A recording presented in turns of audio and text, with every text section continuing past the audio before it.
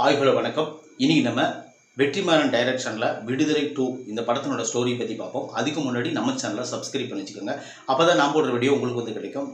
விடுதலை 2 விடுதலை 1ல் என்ன நடந்துச்சுன்னு உங்களுக்கு எல்லாருக்குமே தெரியும். அந்த படம் வந்து அவ்வளோ ஒரு பிரமாதமாகவும் மேக்கிங்காகவும் பாடல்களினாகட்டும், அந்த படத்தினுடைய நடித்த நம்ம கதையின் நாயகன் சூர்யாகட்டும், அந்த மொத்த எல்லா டீமும் அந்த படத்தில் அந்த பெருமாள் வாத்தியார் ஆகட்டும் எல்லாருமே இப்போ வேறு லெவல் பண்ணியிருப்பாங்க. அது சேதுபதிக்கு சிறிய ரோலாக இருந்தாலும் கூட அவர் வந்து அதை ஏற்றுக்கிட்டு அவ்வளோ பிரமாதமாக பண்ணியிருப்பார்.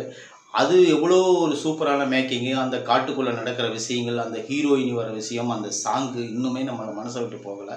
விடுதலை படம் வந்து அவ்வளோ ஒரு பிரமாதமான படமாக அமைஞ்சதுக்கு காரணம் வந்து என்னென்னு கேட்டிங்கன்னா, எல்லாமே ரியாலிட்டியாக இருக்கும். சேத்தனுடைய அந்த வில்லத்தனமாகட்டும், அவங்க இருக்கிற எல்லா அந்த சூழல், அந்த படத்தினுடைய கிளைமேக்ஸில் வர அந்த பெண்களை கொடுமைப்படுத்துகிற விஷயம், நிறையா விஷயங்கள் அந்த படத்தில் வந்து பண்ணியிருப்பாங்க. அந்தளவுக்கு ஒரு மேக்கிங்கான படம் தான் விடுதலை. விடுதலை 2 வந்து அந்தளவுக்கு நம்மளை சாட்டிஸ்ஃபை பண்ணிச்சான்னு கேட்டிங்கன்னா, ஓரளவுக்கு தான் சாட்டிஸ்ஃபை பண்ணியிருக்குன்னு நம்ம சொல்லணும். ஏன்னா இந்த படத்தில் வந்து என்னென்னு பார்த்தீங்கன்னா, நம்ம போராளியான சேதுபதியை அரெஸ்ட் பண்ணுற மாதிரி அந்த படத்தில் முடிச்சிருப்பாங்க. அதுக்கு அந்த பக்கம் என்னாச்சு அப்படிங்கிறத இந்த விடுதலை 2 வந்து அவங்க எடுத்து கொடுத்துருக்காங்க.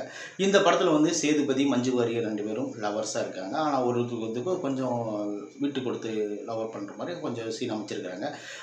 பாடல்களும் அவ்வளவு சுமாராக ஏதாவது இருந்துச்சுன்னு நம்ம சொல்லணும்.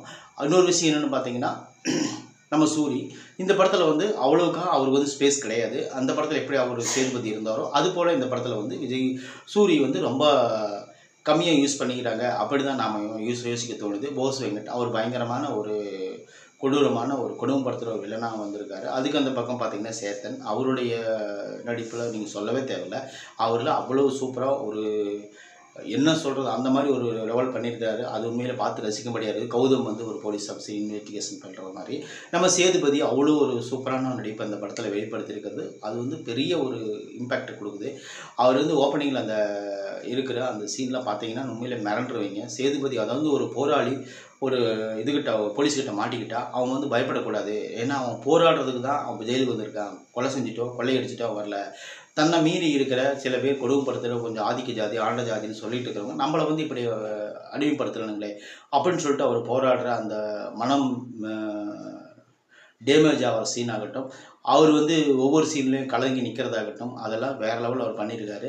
இந்த படத்தில் ஒரு போராளியின் ஒரு போராட்டம், அந்த போராளி அவர் போராடின விதத்தை எப்படியெல்லாம் அவர் கஷ்டப்பட்டு இது பண்ணார் அப்படின்னு சொல்லிட்டு இந்த படம் முழுக்க அவங்க சொல்லியிருக்காங்க.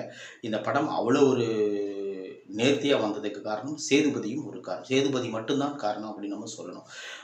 விடுதலை பார்ட் 1ல் இருந்த அந்த சுவாரஸ்யம், அந்த ஒரு காமெடி சென்ஸு, அந்த ஒரு நேர்த்தியான ஒரு ஸ்க்ரீன் பிளே அதெல்லாம் வந்து இந்த படத்தில் கொஞ்சம் மிஸ்ஸிங் ஆகுது. நம்மளும் கொஞ்சம் படம் பார்க்கும்போது இது என்னப்பா இப்படி வந்துட்டு இருக்கு படம் அப்படின்னு சொல்லிட்டு நம்ம யோசிக்க தோணுது. ஃபஸ்ட் ஹாப் கூட ஓரளவுக்கு நிறச்சி கொடுத்துட்டாங்க. செகண்ட் ஹாப் வந்து பார்த்தீங்கன்னா ஃபஸ்ட் ஹாப்பில் கிரிஞ்சு அதிகமாக இருந்தால் கூட ஓரளவுக்கு நம்மளுக்கு உட்காந்து பார்க்க முடியாது. செகண்ட் ஹாப் வந்து பார்த்தீங்கன்னா கொஞ்சம் கொடூரம். இந்த படத்தில் வந்து நிறைய சீன்கள் வந்து இன்னும் நல்லா கொஞ்சம் இப்போ ப்ராப்பராக பண்ணியிருந்தாருன்னா இந்த படம் இன்னும் நல்லா இருந்திருக்கும். சுவாரஸ்யத்தை மட்டும் கொஞ்சம் கம்மி பண்ணிட்டார், வேறு ஒன்றும் இல்லை. இந்த படத்தை நீங்கள் ஒரு டைம் பார்த்து என்ஜாய் பண்ணக்கூடிய படம் தான் இந்த விடுதலை. வேறு எந்த ஒரு ப்ராப்ளம் இல்லை. இந்த வெற்றிமாறன் வந்து மீண்டும் ஒரு வெற்றி தான் பார்த்துருக்காருன்னு நம்ம சொல்லணும். இந்த படத்தினுடைய ஸ்டோரி அந்த மாதிரி அமைஞ்சிருக்கு. இந்த விமர்சனம் உங்களுக்கு பிடிச்சிருந்துச்சுன்னா கண்டிப்பாக நம்ம சேனலை சப்ஸ்கிரைப் பண்ணி வச்சுக்கோங்க. நான் போடுற வீடியோ உங்களுக்கு வந்து கிடைக்கும். தேங்க்யூ.